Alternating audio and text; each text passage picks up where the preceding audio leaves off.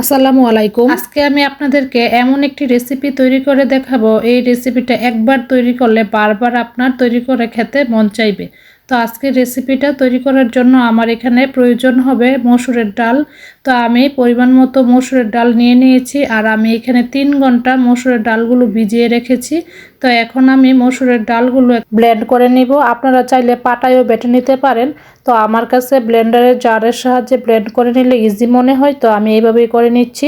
আর সাথে আমি পরিমাণ মতো কাঁচামরিচ দিয়ে দিয়েছি ঝালের জন্য। ডালগুলো আমি ব্লেন্ড করে নিয়েছি খুবই অল্প সময়ের মধ্যে, আর পাটায় বেটে নিলে কিন্তু আমার অনেকটা সময় লেগে যেত।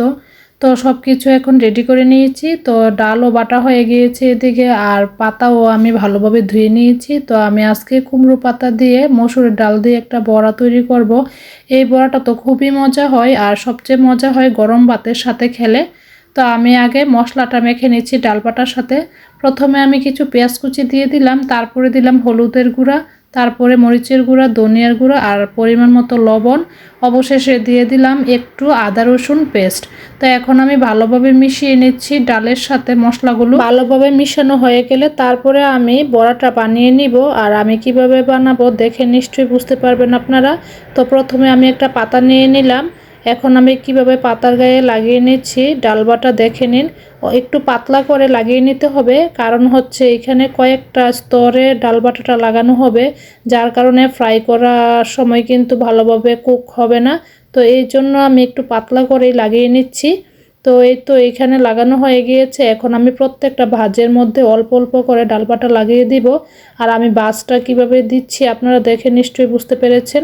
তো এইভাবে করে আমি পুরাটা পাতায় আমি ডাল বাটা দিয়ে একটা লেয়ার দিয়ে দিচ্ছি। তো এই তো প্রথম বড়াটা বানানো হয়ে গিয়েছে। তো এইভাবে আমি সবগুলো বড়া এখন বানিয়ে নিব। তো আপনাদের সুবিধার্থে আমি আরেকটা পাতার মধ্যে ডাল বাটা কীভাবে লাগাই দেখিয়ে দিচ্ছি।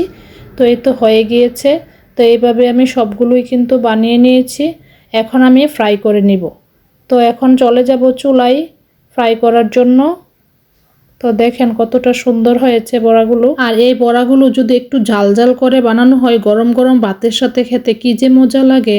তো এই তো আমি একটা ফ্রাই প্যানে পরিমাণ মতো তেল দিয়ে দিয়েছি। তেলের পরিমাণটা একটু বেশি দিয়েছি।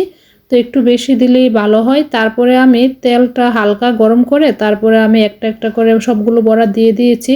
এখন চুলার আঁচটা কমিয়ে একটু সময় নিয়ে ভেজে নিব, যাতে করে ভিতরে ভালোভাবে কুকড হয় আর উপর দিয়ে একদম ক্রিস্পি হবে। আর আপনারা কালারটা দেখে নিশ্চয়ই বুঝতে পেরেছেন কতটা ক্রিস্পি হয়েছে। তো আমি এইভাবে দ্বিতীয় ব্যাচও ভেজে নিয়েছি। তো সবগুলো বড়া কিন্তু আমি ভেজে নিয়েছি 2বার করে। আর একটু সময় নিয়ে ভেজে নিলেই বেশি মজা হয় খেতে, একদম ক্রিস্পি হবে।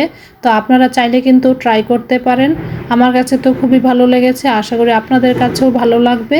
তো আজকের রেসিপিটা যদি ট্রাই করেন তাহলে কমেন্ট করে জানাবেন আপনাদের কাছে কেমন লেগেছে। তো সবাই ভালো থাকবেন, সুস্থ থাকবেন, আর এত মজার রেসিপিটা অবশ্যই ট্রাই করে দেখবেন। আল্লাহ হাফেজ।